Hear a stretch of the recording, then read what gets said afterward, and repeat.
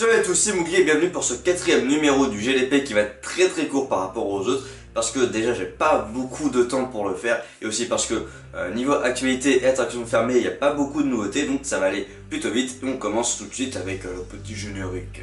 To all who come to this happy place, welcome. Disneyland is your land.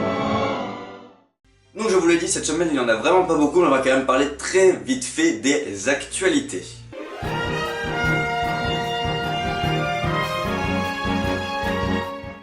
Donc il y a quelques actualités un minimum importantes que j'ai relevées concernent le parc Disneyland Paris, donc à Paris, avec entre le mois de janvier et le mois de février, donc la période entre les vacances de Noël et les vacances de février, donc pour la première semaine en vacances, je ne sais pas laquelle c'est, mais à partir du début des vacances de février c'est fini ce que je vais vous dire, il y a des prix très avantageux pour les nuits dans les hôtels Disney, proposés par plusieurs sites revendeurs tels que Hotel.com, Booking, etc.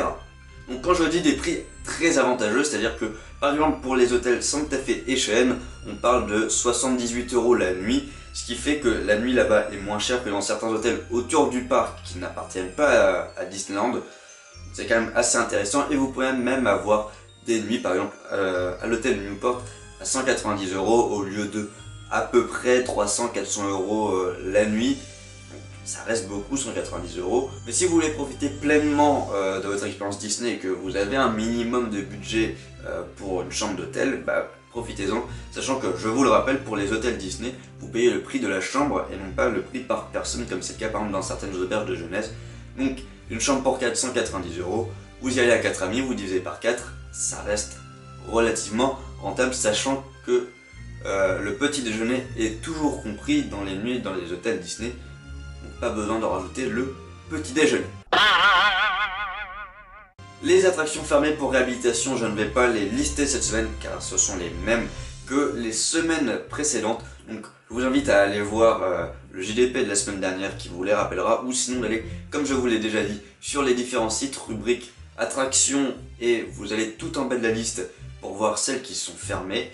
Ça vous donne un indice et vous pouvez aussi mettre la date à laquelle vous allez visiter le parc que vous voulez. Comme ça vous voyez vraiment au jour le jour les attractions qui vont être fermées, c'est plutôt utile et pour le coup c'est plus efficace que moi puisque c'est pas une fois par semaine mais tous les jours. Et donc on termine ce JDP très court par une petite astuce.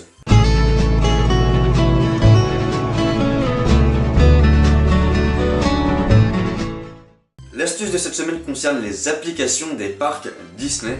Alors à l'heure actuelle et à ma connaissance, il y a 3 applications officielles, une pour Disneyland Paris, une pour Disneyland Resort en Californie et une pour Walt Disney World en Floride à Orlando.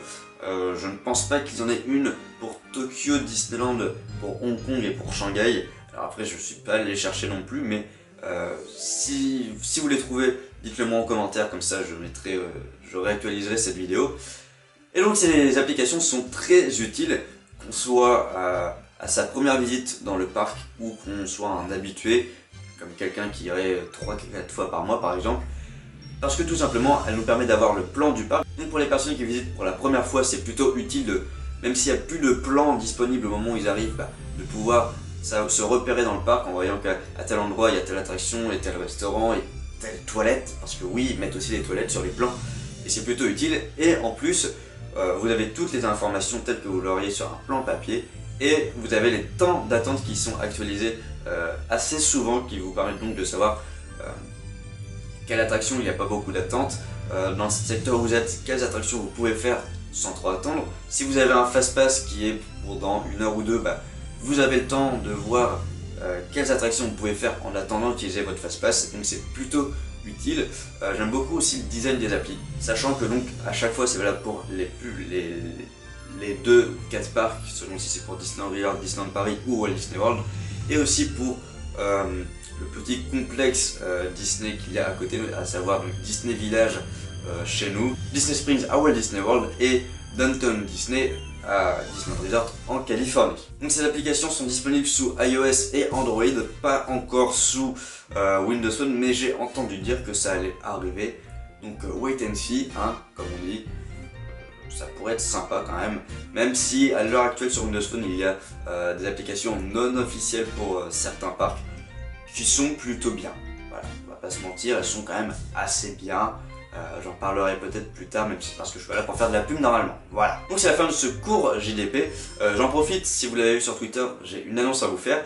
Ce jeudi 27 octobre, il me semble que c'est le 27, en tout cas jeudi, je serai à Disneyland Paris. Donc si vous voulez que je vous filme quelque chose, que je fasse quelque chose en particulier, que je parle de quelque chose que je verrai en direct, que ce soit par rapport à Halloween ou par rapport au parc normal, dites-le moi dans les commentaires, je ferai sûrement un petit vlog pour montrer ma journée, parce que je ne fais que des vlogs à Disney, c'est comme ça. Voilà, je vous dis à très bientôt, donc certainement la semaine prochaine, enfin, dimanche pour le prochain JDP, pour totalement autre chose sur ma chaîne principale, ou une YouTube Poop sur cette même chaîne. A très bientôt, et n'oubliez pas de continuer de rêver, c'est important.